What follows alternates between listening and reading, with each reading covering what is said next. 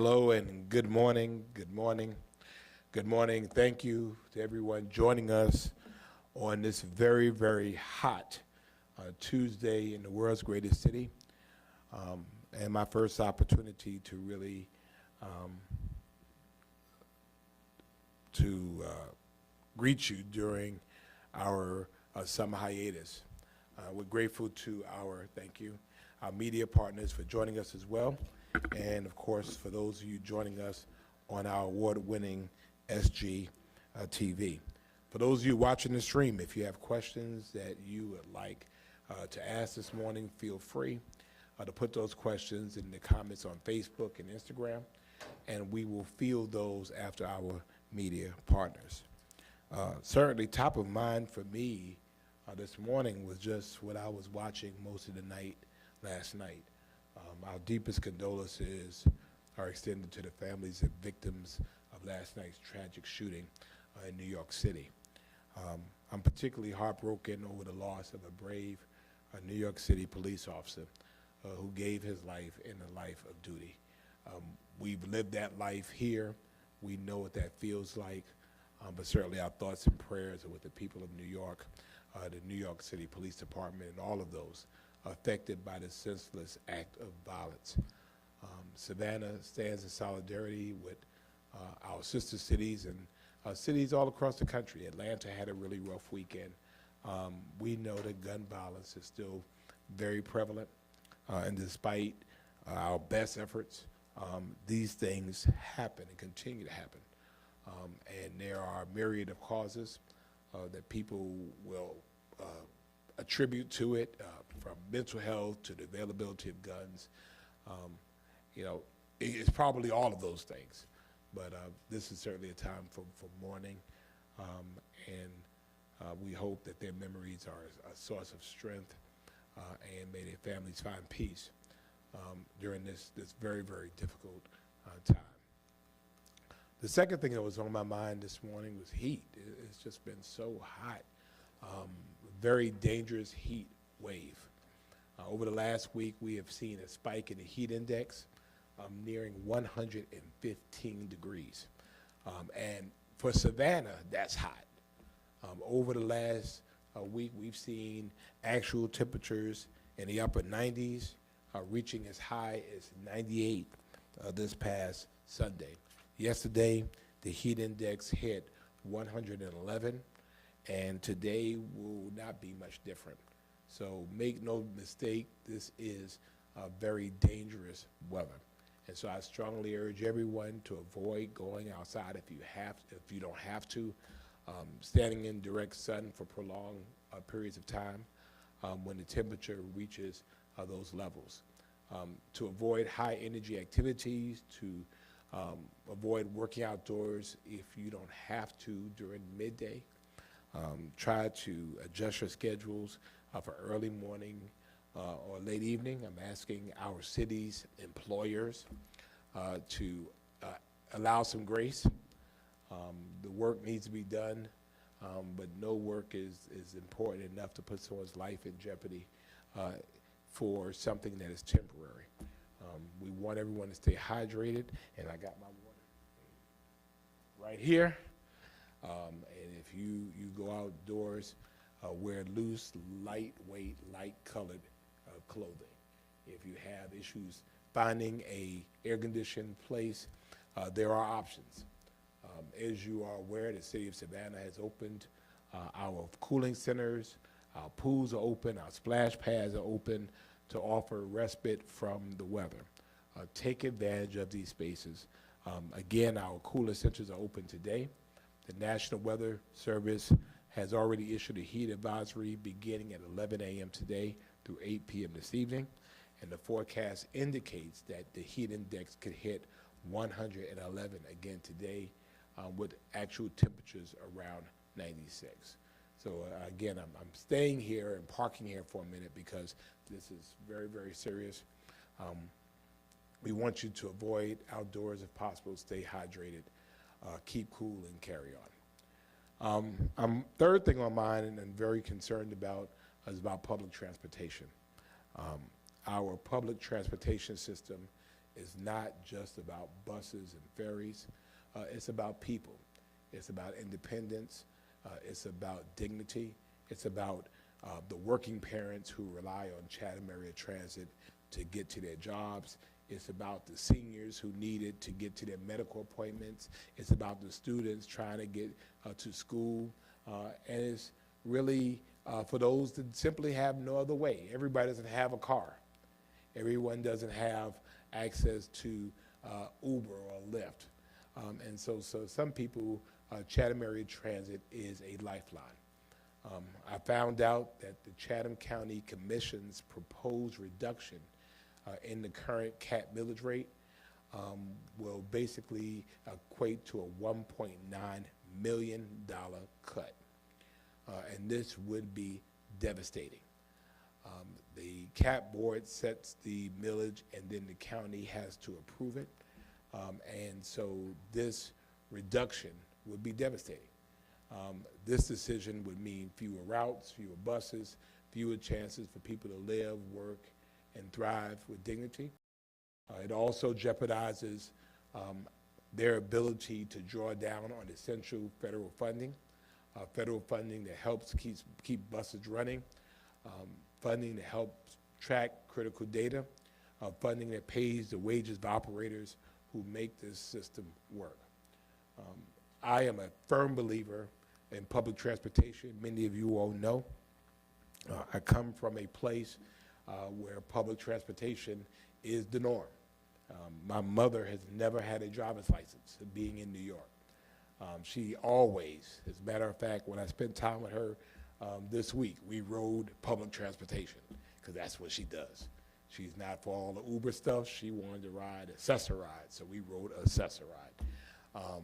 And the city of Savannah, we are advocates for public transportation because we know public transportation connects people to the places that they need to be. And so the city of Savannah has proudly invested in Chatham Area Transit, including a $2.5 million annual contribution to support the DOT shuttle, which provides free service not only downtown but to local neighborhoods, Carver Village, Cloverdale, and connections to the Savannah Bells Ferry. These fare-free services, it's not free, but they're fare-free, supported by hotel fees, our partners on Hutchinson Island, contributions from the Savannah Convention Center and the Westin are lifelines. These are not luxuries. CAT has not stood still in the midst of this. They have been actively engaged in engaging with the community through its CAT chat series, listening and responding to the needs of the community. Now our community needs us to listen and respond. Savannah, Chatham County, and our municipal partners, we all share responsibility to each other and to every resident to keep transportation accessible, equitable, and reliable. So this is really, really important to me. We cannot go backwards. We just cannot. And so for me, cutting a transit route because of a lack of funding, certainly not paying our operators what they deserve, working under some very difficult circumstances sometimes.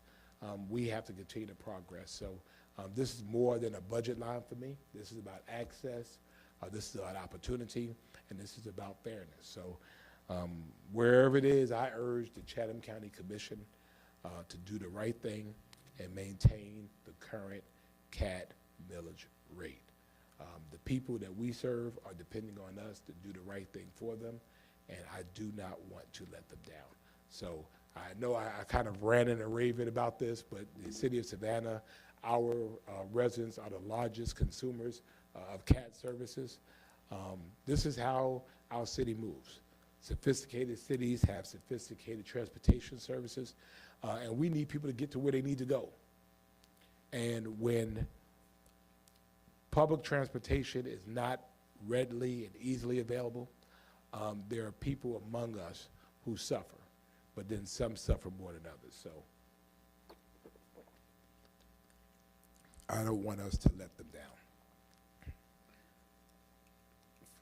I also recently returned from what we describe as really the city of Savannah's most extensive outreach to the continent of Africa in our history. I visited the Republic of Ghana, which included stops in the Cape Coast, Kumasi, before ending in Accra, which is our newest international partner city. It was a phenomenal opportunity for us for a variety of reasons. We met with the Central Region Minister, and then we met with the mayor of Cape Coast, we met with the mayor of Kumasi, and then the mayor of Accra, Ghana. You may remember last year that the city of Savannah signed a partner city agreement with Accra through our mutual partners at the World Trade Center Savannah. And so this partnership agreement was years in the making. We are an international city. We recognize that as we build internally, we have to build externally. We recognize having an international port requires us to have international friends. And for me, when I became mayor, although we've done great outreach to the east, we had not done much outreach to Africa. And so this is huge for us. Our international partnerships acknowledge our shared history and our culture and helps us build a better future together. Our formal agreement outlined a number of priorities that we're collaborating to include better trade, cultural, educational opportunities as well. I am so indebted to Dr. Joseph Silver Sr., who is the president of Silver & Associates, but serves as my chair of the Savannah-Ghana Alliance for the coordination of this trip. We were joined by heavyweights Representative Edna Jackson accompanied us, Alderwoman Linda Wilder Bryan. We had about 30, 35 of us went over there. And so we will have another session in which we'll talk more about the experience. Also was really blessed to have an audience with the king, the Asante Henna, who is the king of the Asante nation. He was last here in 2002, and so we had the opportunity to connect with him again. Again, great opportunities for Savannah. And we're really looking forward to what these relationships will build in the future. So more to come on that. Back here at home, we're also always looking for ways, both large and small, to do better, to be better, to improve quality of life for our residents and our visitors. Sometimes a big problem can be solved with a really relatively small solution. If you cross Bay Street at MLK recently, you might have noticed a small change. The city's transportation services installed upgraded lighting over the pedestrian walkway at MLK and West Bay Street to help make the intersection safe for everyone. We have seen crashes and injuries increase in this area. And so under our Vision Zero initiative, a low-cost, low-impact solution was created. The additional lighting increases the safety of the crosswalk for both pedestrians and for vehicles traveling through this intersection. Transportation services will be making these small but important changes more and more as we continue to work towards increasing safety for all modes of transportation in Savannah. We encourage you to learn more about what Vision Zero is doing for our neighborhoods and our streets and crosswalks, and you can visit us at savannahga.gov/Vision Zero, savannahga.gov/Vision Zero. We continue to closely monitor the executive order issued by the White House last week that addresses public disorder by enforcing anti-vagrancy laws. As you all know, the City of Savannah works very closely with the Savannah-Chatham Interagency Council on Homelessness. And they are evaluating the order's implications for our community and preparing for potential changes in federal priorities and funding. This executive order outlines several items, including expanding treatment options for mental health and substance abuse disorders and conditioning funding on local policy alignment. The recently adopted ICH strategic plan emphasized the need for expanded treatment infrastructure and clear standards regarding unsheltered folks. The City of Savannah and our partners continue to take proactive steps by adopting a unified encampment management policy and the corresponding ordinances addressing urban camping.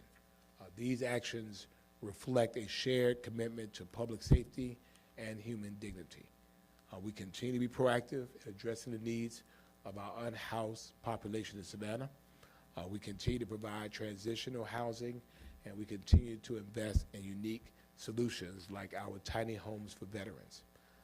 The City of Savannah's GPS strategic plan also addresses these items, and we look forward to working with our partners in the coming years to address the needs of the unhoused. Regardless of any executive order, this city will continue to live and lead in love. We will continue to lead with dignity. We will continue to lead in care, and we will continue to promote independence. And that's just who we are. And an executive order doesn't change who we are and how we treat people. So more to come with that, but certainly more will be coming from that. Also, last week, our police department has done some incredible work to continue to make Savannah safe. On Sunday evening, the Savannah Police Department arrested Malik Lawson in connection with a shooting on Eisenhower on Sunday that left one man with significant injuries. Our officers quickly arrived on the scene to discover the victim, who was provided with medical aid and provided a description of the subject. Our officers quickly worked to find and place Lawson into custody. Additionally, 2 more shooters have been taken into custody. Back in April, our officers responded to a ShotSpotter report on Tatum Street and found one male deceased. Following an investigation, the Savannah Police Department arrested Naquan Small last Wednesday in connection with the shooting after he turned himself in on outstanding warrants. This past Friday, the Savannah Police Department, with assistance from the Chatham-Savannah Narcotics Team, arrested Timothy Simpson for trafficking illegal drugs with possession with intent to distribute. Last Monday, Trayvon Cummins was apprehended in Alabama on a warrant for murder in connection with a June 26 shooting on Waters Avenue. A search of his residence on Hughes Avenue uncovered a bunch of stuff. 7.5 pounds of marijuana edibles, a half a pound of mushroom edibles, 2 pounds of marijuana, so a lot of stuff going on there.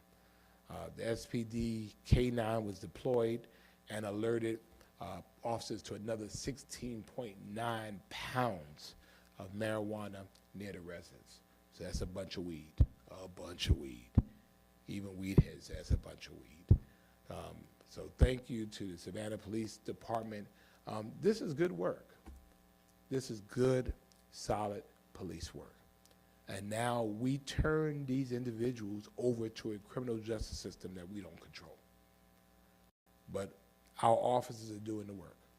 And so we expect that they are prosecuted to the fullest extent of the law, certainly given the opportunity to be judged by their peers, and if found guilty, to be sentenced accordingly.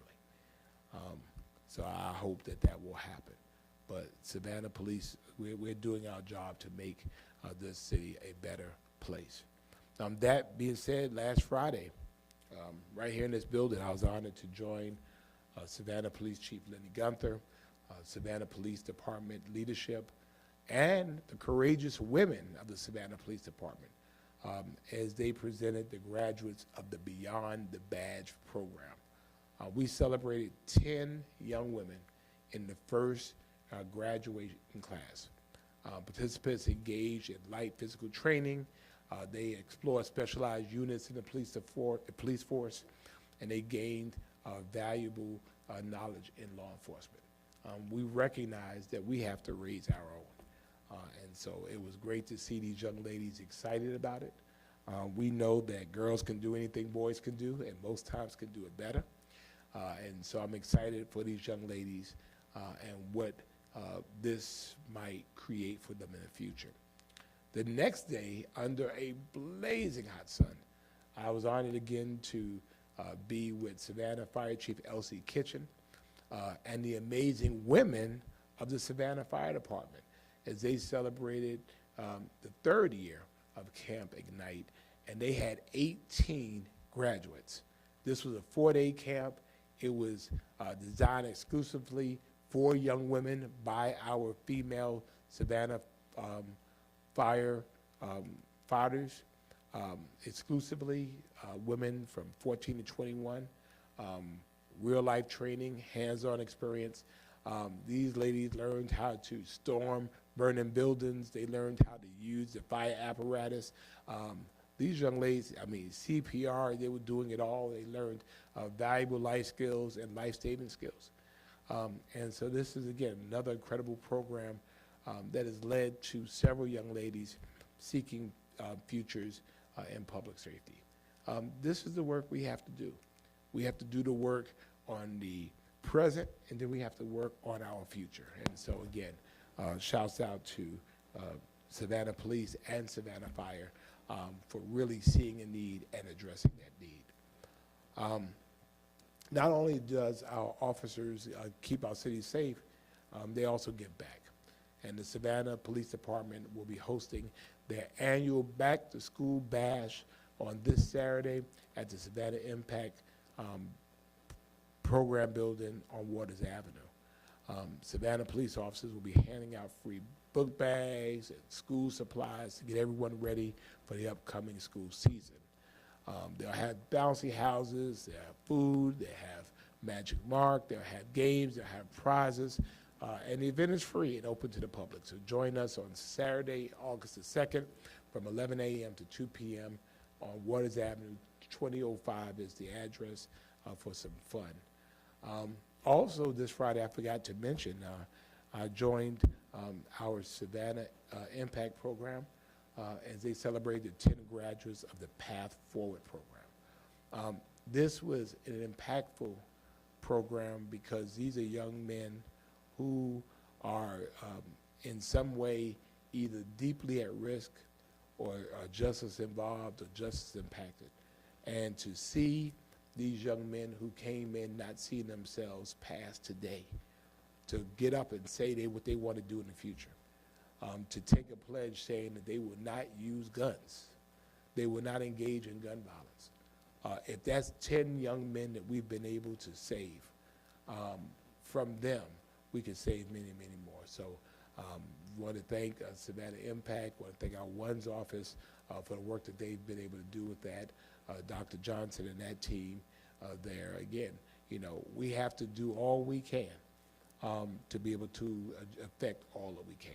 We're not going to sit on our laurels and let our young people just try to figure it out themselves. So Team Savannah's been all over the place. I really want to thank also everyone who came out to the 2025 Youth Summit last week, which closed out our city's 100 days of summer.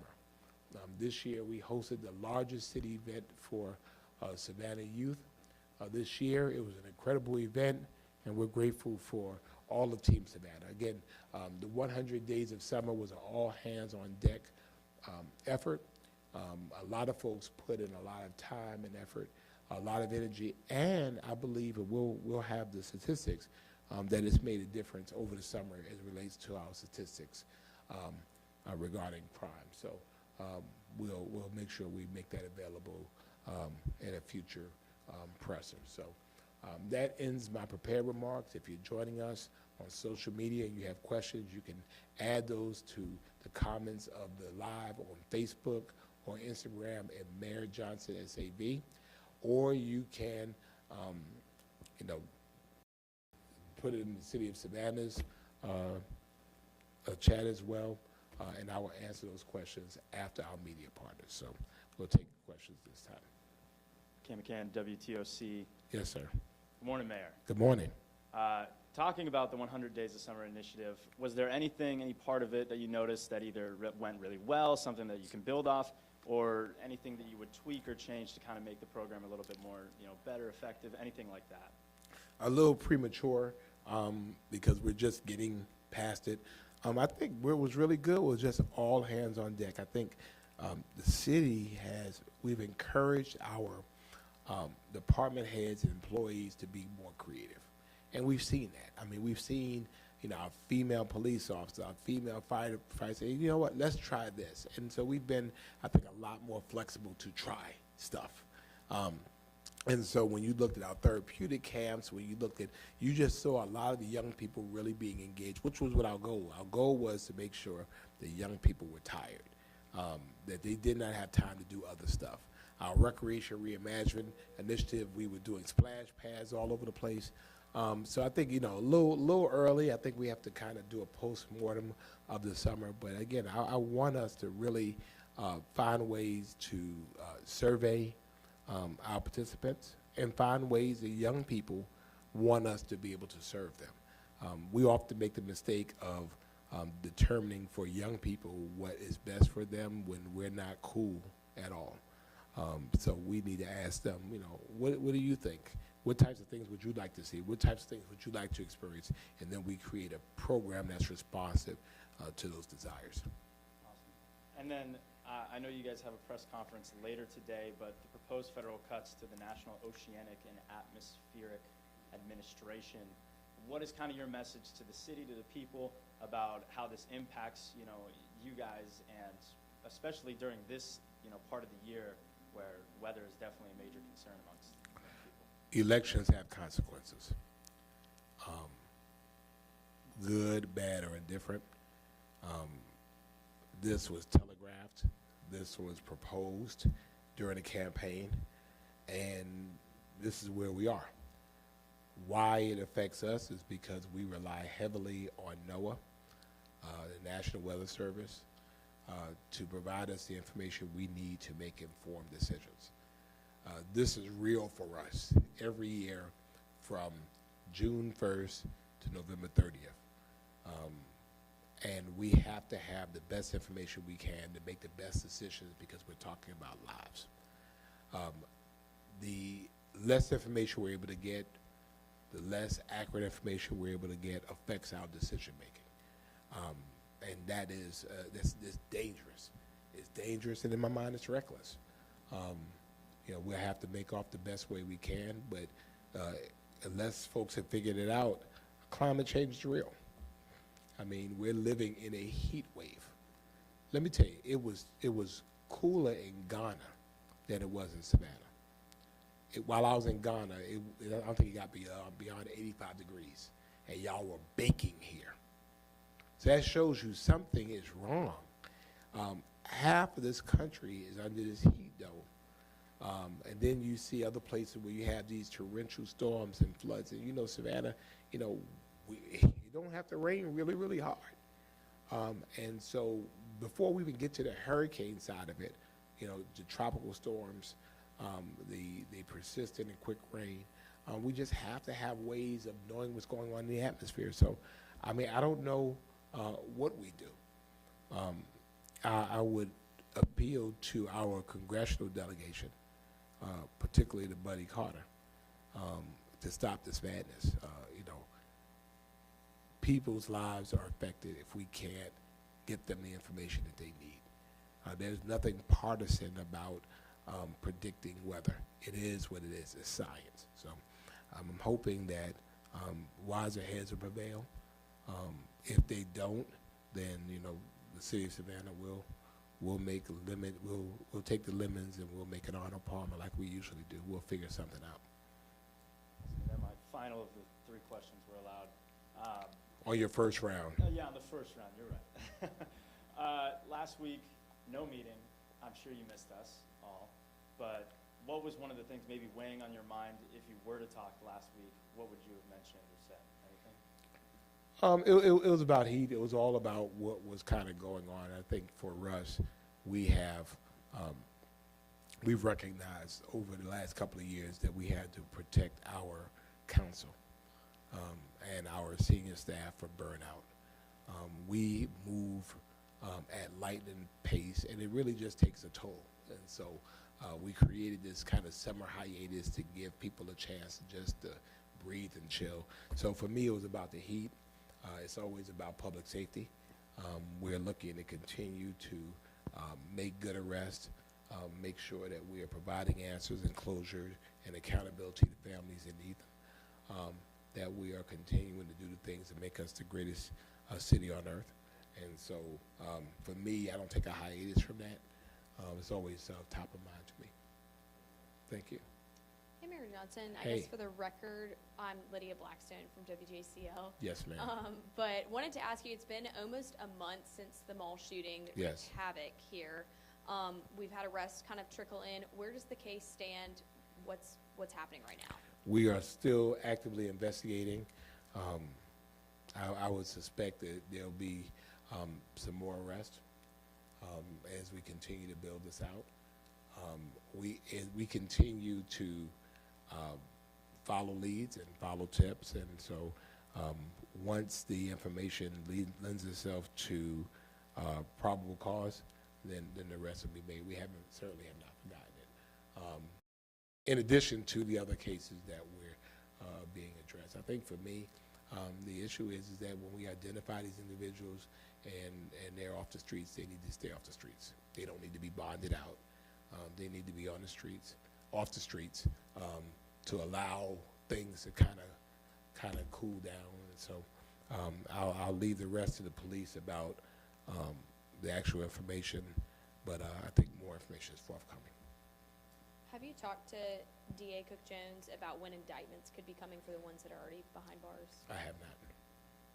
And then my last question, we're about to have back to school. Things are about to change in Yes. Savannah. What are some of the big changes that residents need to think about as they either drive on the streets or all the other things? Well, I think the first thing is that school zones are going to be active again.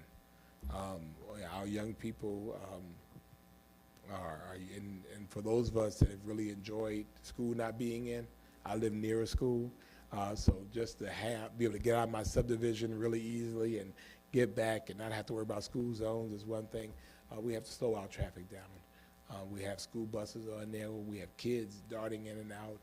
We have to exercise some grace and some due regard, making sure people are coming back. We have to allow ourselves some extra time to go back to school here. Obviously, we are hoping for a very good year. We continue to be good partners to assist our school system in ensuring that our schools within the city of Savannah remain safe, and we remain committed to that.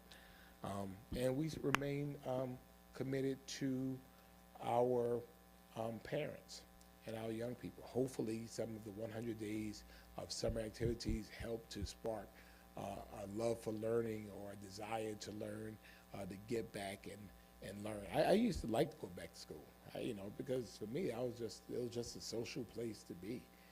I used to get shipped down to Savannah for the summer, so just to be able to come back. Although in New York, we would go back to school the day after Labor Day. It was always a day. I don't know why they go back here. It's too hot. It's just hot. It's just hot. But anyway, it's just hot. It's just hot. But we're expecting great things from our young people this year, and we're asking our parents to be supportive of the educational process. Public education is a public responsibility, so we all play a role. Start going to those PTA meetings early. Get to know who your kids' teachers are now.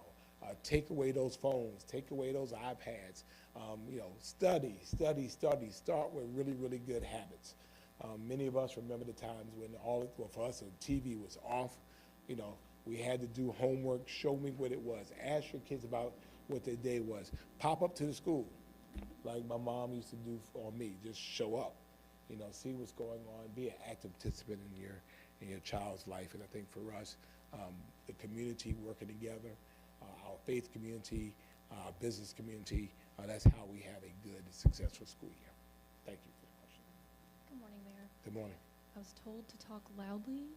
Is this good? Yeah. Okay. Sarah Smith with WSAB. Good morning. Yes, ma'am. Good morning. Kind of piggybacking off of Lydia's questions regarding the mall shooting. 5 of the suspects charged in the case so far, including at least 1 minor. Anything else you'd like to say specifically regarding the fact that minors are involved? Well, again, I think, first of all, I still believe, I don't want our police department to stop until everyone directly and indirectly associated with this faces some accountability. As you all know, when I announced it, we were very concerned that people underage were involved in that. And to the degree of their culpability, then that's something that the rest of the system will have to play out. But we also know that we have young people in here that, in our community, that are involved in some wretched stuff. We have young people in our community that are gang affiliated. And so we have to find ways to not only identify them, but to extricate them from that life, because we know where that life leads. If you're a parent and you have a young person, your young person is involved in gang activity, then call us and let's figure out a way to help, because we know where that life leads. We know it doesn't lead in a good place. We know it leads to prison. We know it leads to a cemetery, and our young people deserve so much more than that. So this is, I guess, an appeal to those parents. You know what your kids are doing. And if you don't know what your kids are doing, you should know what your kids are doing. You know who your kids are hanging with. You know whether they're studying French or whether they're out there doing some gangster stuff. And if they're out there doing some gangster stuff, then, let's find ways of using the community and the community resources to be able to engage that young person, get them away from that before they make some decisions that they can't recover from. Thank you. And one more question. Is the city engaging with mall management about enhanced security protocols? We were told there's currently an SPD precinct attached to the mall property. We are a tenant in the mall property. So there are police officers in and around that area the entire time. We're not responsible for mall security. The mall is a private enterprise. Of course, if any assistance within our limits will help them.